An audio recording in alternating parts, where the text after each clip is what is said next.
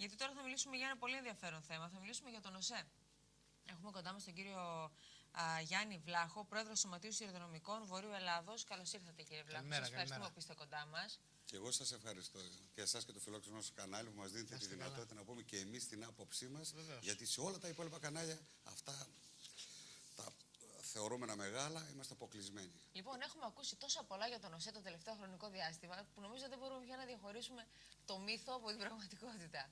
Λοιπόν, αλήθεια ή μύθος, ο ΟΤΕ μπαίνει μέσα 2 εκατομμύρια ευρώ την ημέρα? ΟΣΕ, όχι ΟΤΕ. ΟΣΕ. Ξέρετε ότι το μισό ψέμα πολλές φορές είναι χειρότερο, η μισή αλήθεια είναι χειρότερο από το ψέμα, το μεγαλύτερο ψέμα. Παίρνουν νούμερα και τα νούμερα τα πλάθεις και τα φτιάχνεις όπως θέλεις. Λέει η κυβέρνηση, λένε οι κυβερνώντες, οι υπουργοί που κάνουν διαπίστωση στο πρόβλημα ότι ο ΟΣΕ μπαίνει μέσα. Και δεν προχωρούν ένα βήμα παρακάτω και να λένε τι είναι αυτό το μέσα που μπαίνει. Πραγματικά ο ελληνικός λαός πληρώνει γύρω στα 2 δισεκατομμύρια το χρόνο για τον ΟΣΕ. Χόντρα. 1.800.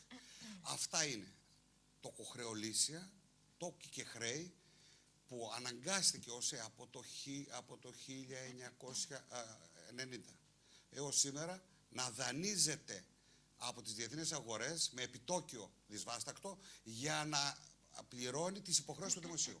Για να κάνει έργα, για να βάζει και τη συμμετοχή του ελληνικού δημοσίου στα έργα της ευρωπαϊκής κοινότητας, επειδή το κράτος δεν ήθελε, δεν είχε ή γιατί έτσι το συνέφερε, για να κρύβει το χρέος κάτω από το τραπέζι, έστειλε τον ΟΣΕ και έλεγε: εγώ σου δίνω την εγγύηση του δημοσίου, πήγαινε στην αγορά, δανείσου και βάλε τις δικές μου υποχρεώσεις. Καλά, και τι έργα έγιναν? Ορίστε. Και τι έργα έγιναν? Ακόμα μόνη γραμμή δεν έχουμε διπλή γραμμή σε όλο το μήκος του Αθήνα-Θεσσαλονίκη. Τι έργα έχουν γίνει. Και έχει πακτολός χρημάτων έχει έρθει η από την Ευρωπαϊκή Ένωση και τα έργα ακόμα δεν έχουν γίνει. Ακούστε. Όλοι αυτοί οι οποίοι βγαίνουν στα μέσα μαζικής ενημέρωσης, τα παπαγαλάκια και πολλοί από τον κλάδο σας, οι παπαγαλίζοντες πολιτικοί, τις ευθύνες τους θέλουν να κρύψουν. Αυτό είπατε. Τι έργα έχουν γίνει τόσα χρόνια, τα τελευταία 40 χρόνια, 30 χρόνια? Πακτολός δισεκατομμύρων έχει εστρέψει. Ο άξονας ο κεντρικός δεν έχει γίνει. Ο ΟΣΕ πήγε και δανείστηκε δισεκατομμύρια χρήματα. Είδατε έργα? Δεν είδα κάτι βαγόνια που κάθονται γιατί δεν ταιριάζουν με τις ράγες. Αυτά είδαμε. Άλλο σκάνδαλο. Άλλο σκάνδαλο. Λοιπόν, επειδή. Μπήκαν πολλά τώρα στο τραπέζι. Πάρα πολλά μπήκαν.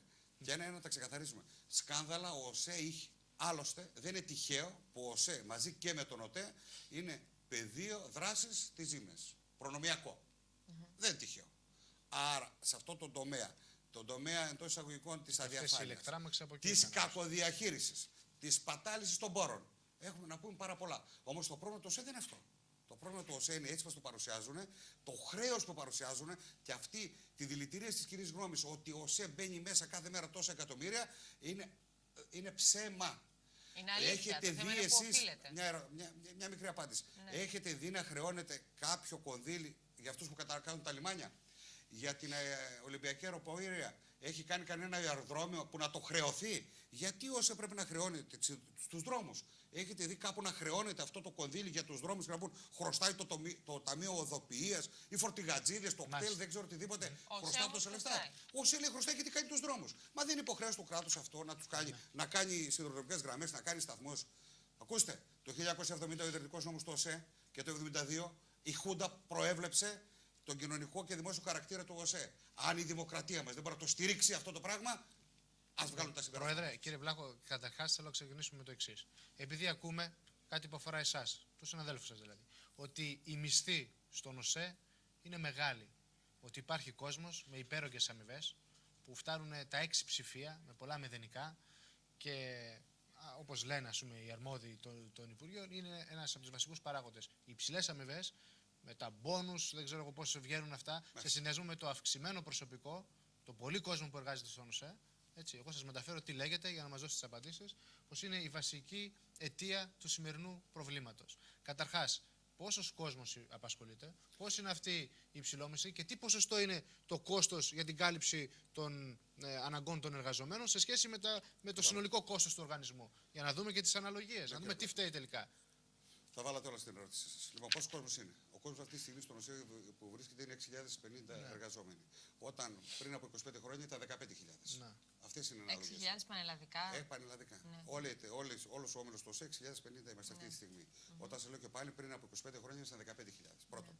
Δεύτερον, αμοιβές. Υπάρχει ένα αξίωμα που λέει, και ισχύει παντού, κανένας δεν πάει στο ταμείο από μόνος του να πληρωθεί. Κάποιοι τον πληρώνουν, τα υπογράφουν. Υπάρχουν πραγματικά, είδαν το φως δημοσιότητας, κάποιες αμοιβές με πολλά μηδενικά. Με πολλά ψήφια. Αυτές τι ήταν? Ήταν δύο κατηγορίες. Ήταν οι αμοιβές κάποιων συναδέλφων οι οποίοι δουλεύανε 30 μέρες το μήνα, δουλεύαν 15 ώρες την ημέρα. Δουλεύαν γιατί υπήρχε. Ή υπογράφαν. Δουλεύαν. Γιατί υπήρξε πρόβλημα με την άναρχη κατανομή του προσωπικού. Κάποιοι κλάδοι αιχμής, όπως οι μηχανοδηγοί, δεν κατεβαίναν από τις μηχανές. Λοιπόν, και έχει να κάνει και με την ασφάλεια. Αποτέλεσμα να γίνονται και λάθη. Έχει όπως να κάνει έγιναν και με την ασφάλεια. Και ούτω καθεξής. Στο Κιλκής δεν νομίζω που ήταν εκείνο το περιστατικό που έδωσε να συγκρουστούν τα τρένα και σταμάτησαν τελευταία στιγμή. Σερών και Δράμας. Λοιπόν, με αποτέλεσμα να πέσει και η ασφάλεια. Ένα πράγμα που εμείς φωνάζαμε από την πρώτη στιγμή. Ένα ήταν αυτό. Ότι αυτά τα νούμερα βγήκανε γιατί κάποιοι πουλήσαν τη ζωή τους. Πουλήσανε την ώρα διασκέδασής τους, πουλήσανε την ώρα χαλάρωσης με την οικογένειά τους, την ξεκούρασή τους. Πηγαίναν και αναγκαστικά τις περισσότερες φορές να δουλέψουν με στα τέτοια. Ένα δεύτερο όμως. Και θα μας πούνε οι διοικούντες, οι υπουργοί. Είναι αυτοί που υπογράψαν συμβάσεις τότε με τον προαστιακό, όταν πήραμε 400 άτομα, 200 επί Βερελή, 200 επί Λιάπη, που υπογράψανε συμβάσεις που αυτή τη στιγμή είναι διατηρητέα, επειδή μπήκαν στο μεσολόγιο του διατηρητές διαφορές. Γιατί δεν ψάχνεστε να δείτε τι συμβάσεις υπογράψαν αυτοί? Υπογράψαν με το κράτος, με το Υπουργείο. Ποιοι είναι και αυτοί τι που ευθύνη? υπέγραψαν? Συνάδελφοι του προαστιακού. Υπέρογγες συμβάσεις. Συμβάσεις μισθοδοσίας. Ευθύνονται οι εργαζόμενοι που υπογράψαν αυτές τις συμβάσεις όταν κάναν διαπραγματεύσεις με την υπηρεσία και είπαν θα σας πάρουμε με αυτά τα λεφτά το 2003, 2004. Καλά, σίγουρα το πρόβλημα είναι πολιτικό, έτσι. Σε κάθε Βασικά το περίπτωση. πρόβλημα του ΟΣΕ είναι πρωτίστως πολιτικό. Και τι επιλογές έχουν γίνει πολιτικές. Και προσπαθούν. Αλλά εγώ θέλω να μου πείτε, επειδή λέτε αλήθειες και θα πείτε κι άλλα στην πορεία για τις πολιτικές επιλογές και την διοίκηση εταιρείας, να μου πείτε και για τους συναδέλφους σας που υπογράφαν και παίρναν. Έτσι, υπερορίες, κυριακάτικα, σαββατιάτικα. Και αν όχι σήμερα που ο κόσμος είναι λιγότερος, τα προηγούμενα χρόνια, δεκαετία 80, δεκαετία 90. Μετά το 90. Θα σας Κύριε πούμε Πρόεδρε. τις δικές μας ευθύνες. Ναι. Γιατί και εμείς έχουμε ευθύνες μέσα σε αυτήν την ιστορία. Όμως, οι πολιτικές επιλογές όλων διαχρονικά των κυβερνήσεων, με τις ηγεσίες του Υπουργείου και τις διοικήσεις που ορίζανε, την ανεπάρκειά τους. Είπαμε προηγουμένως δεν κάνανε ακόμα έναν άξονα δεν έχουμε. Μια διπλή γραμμή, μια ηλεκτροδοτούμενη γραμμή, σαν ένα στοιχειώδης ευρωπαϊκό κράτος που παντού υπάρχει στην Ευρώπη, με τόσο πακτολό δισεκατομμυρίων χρημάτων. Αυτή την ανεπάρκειά τους, αυτή την ανικανότητά τους και ό,τι άλλο αυτό συνεπάγεται, δεν θα τη φορτώσει πλάτη των εργαζομένων και να λένε τώρα δεν έχει έσοδα ΟΣΕ, μπαίνει μέσα τόσο ΟΣΕ.